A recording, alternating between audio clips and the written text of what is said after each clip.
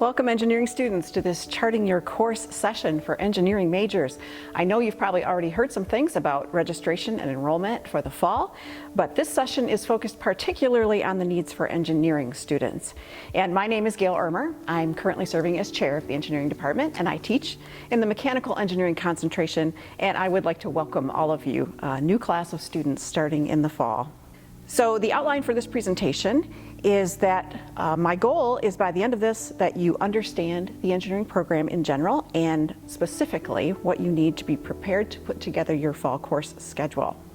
So there's a lot of things I could tell you, but I'm trying to keep it very focused. You will also learn as you go while you're in the engineering program what the requirements are.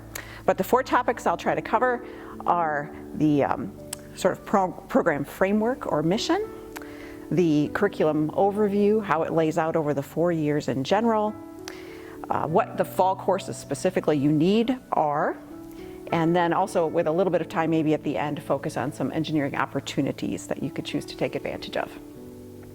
So first of all, our program mission. The engineering program at Calvin equips students to glorify God by meeting the needs of the world with responsible and caring engineering. We think technology is cool.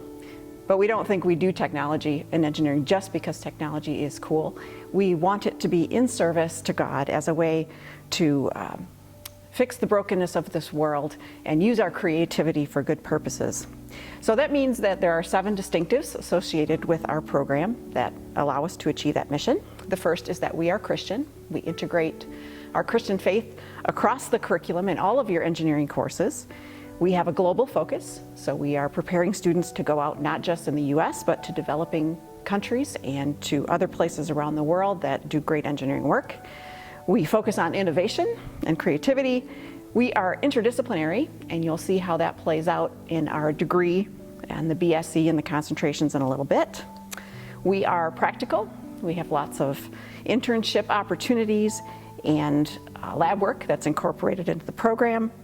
We are student-focused in that we have relatively small class sections and the opportunity for you to bond with a community of engineering students and your faculty.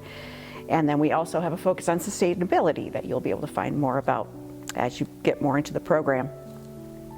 So with respect to our philosophy of engineering education, we think that engineering is more than just a cool career. It's an opportunity to redeem God's world. We also think that it's very satisfying and rewarding and allows you to use your creativity. It is a profession, so it's a crowded and rigorous program because we need to cover the things that our profession and the employers of our graduates expect. And we know that it's hard work, but we believe that you can do it if you put your mind to it. The next section of this presentation is going to look at an overview of our curriculum. So the BSE degree has 2 sections to it. The first 2 years focus on general concepts, and then the last 2 years focus on the specific concentrations. So you'll see in the first 2 years, you have a number of math and science courses, including chemistry and physics, that we refer to as cognates. They're what you need to be prepared for entering into engineering work.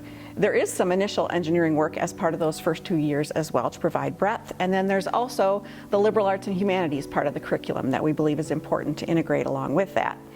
And then once you get into the last 3 years, that's when you can choose to pursue one of the concentrations. So we have 4 concentrations. One is chemical engineering, the second is civil and environmental engineering, the third is electrical and computer engineering, and then finally mechanical engineering. So we often get the question, why the common first 2 years? And I would say there's 2 main reasons. One is for the breadth that I just referred to. We believe that most engineering problems are not focused in a specific discipline, and you'll be working in teams in real life. So knowing a little bit about all the different disciplines of engineering is really valuable. Also, it gives you time to decide. So if you're not sure yet for this fall what kind of engineering you're going to pursue, that's perfectly fine. You'll have a chance to dabble your feet a little bit into all the different aspects of engineering before you have to commit. So year 1 is going to involve calculus courses, chemistry and physics, an introduction to engineering design course, which will allow you to be a little bit creative and learn more about the context of engineering. Also, you'll have a liberal arts course along with that, and a CAD lab where you'll learn some of the tools that engineers use. And of course, while you do that, you'll be learning how to be a college student and adjusting to life in a different place. Year 2 continues that experience. You'll have more calculus and more science. You'll have engineering courses that are 200 level that cover a range of topics. They will include statics and dynamics, electronic circuits, and material and energy balances, and you'll continue with your liberal arts course along with that. In year 3, that's when you get to your specific concentration level work. So you'll have lab courses and lecture courses. You will have a focus on technical writing. You'll have opportunities to participate in internships and perhaps research experiences. We will encourage you to be getting involved with the professional student societies on campus, and we will also have opportunities for international study that I may get to a little bit later in the presentation. And then the last year of the curriculum is where you are deep into your concentration-specific courses and hopefully able to do some design in those different areas. And in that year, that's when the seniors all do their capstone experience. So in the fall and the spring, you'll work in teams of 4 or 5 students on a real-life problem where you're designing for a client and build something to test your ideas. It's something to look forward to in the curriculum. At that point, you might also be thinking about taking the fundamentals of engineering exam so you can become a licensed engineer, and you might be thinking about prepping for grad school. We have advisors who can talk to you about that as well.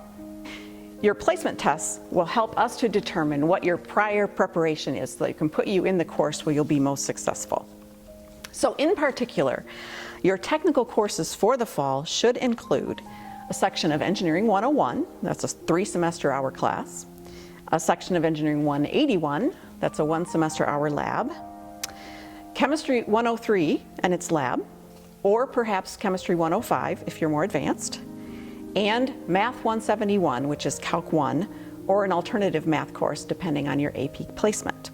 So typically along with that, you'll have a core course and also the first year seminar. So that would typically complete your first semester schedule. With respect to calculus and AP, I have a slide that shows some of the details about what you can expect in terms of what you would be ready for. If you've taken calculus AB and gotten a score of 3 or better, you would likely register for Calc 2, which at Calvin is Math 172. If you took Calc BC and got a 3 or 4, got a 4, you might be ready to take Calc 3. And if you took a chemistry AP, it could mean that you can replace your chemistry course in the fall with a different elective, or if you're thinking about the chemical concentration, you might want to choose Chemistry 105 instead. And just a note that if you took AP Physics in high school, usually that's algebra-based and doesn't count for our physics requirement, but if you took Physics C, you might be able to replace one of the courses in our curriculum as shown on the slide. One other common question is foreign language.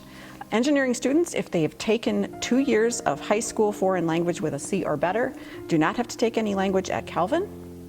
If that isn't you, it means you need to take up to the equivalent of 1 year of foreign language here at Calvin. We don't have a place in the curriculum where that naturally fits. So if that describes you, please talk to your advisor as soon as possible about how you're going to handle that language requirement. We do have a secondary admission process for our students. So after the first 2 years, you officially apply to the program and choose your concentration. And all of the technical courses in the first 2 years have to be passed with a C- or better in order for you to graduate and to be accepted into the program. So that's something that's good to know ahead of time. And then there are a number of things that you can consult in order to help plan your program.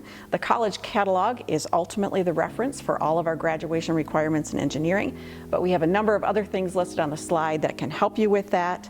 Academic evaluation reports and self-service in the student planning tool. We have a number of sheets and prerequisite flow charts that you can consult also in your planning. At this point, I would like to describe some of our optional opportunities that you could take advantage of in the engineering department. Off-campus study is one of those. For most engineering programs, it's difficult to do a semester abroad because of the sequencing of courses, but we do have a number of options that fit within a 4-year plan. The first is the engineering summer program in Germany. This will be offered in the summer of 2021. And then we have a number of options that also take place during the January interim term. And some of those are listed on the slide. They alternate from year to year, and you can look at opportunities as you proceed through the program. Another common question that we get is, can I do a minor along with my engineering degree?